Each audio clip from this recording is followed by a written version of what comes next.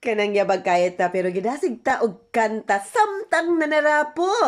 Tra la la la la, tra la la la la, tra la la la la la la la.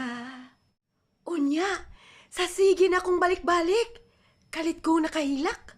Sumiundang ko og panarapo og nangutan ako sa ako ang kaugalingon.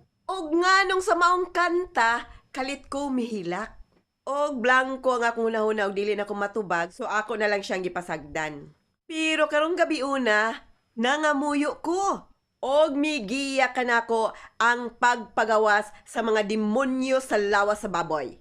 Na makita nato kini sa Matthew chapter 8 verses 30-32 na ang duha ka demonyo ni hangyo kang Hesukristo nga kung sila ipagawa sa maong lawas sa mga tao, ipaanha kani sila sa grupo sa mga baboy. Tubag ni Hesukristo, lakaw kamo! Og didto miadto ang tanang demonyo sa lawas sa mga baboy.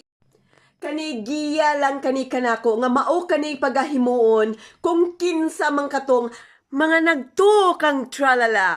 Gamita ang inyong mga yabi sa pag-abri sa inyong kasing-kasing o paghinolsol kamo. Aron maapil kamo sa pagsulat sa libro ni Ginoong Hesukristo sa iyang ikaduhang pagbalik.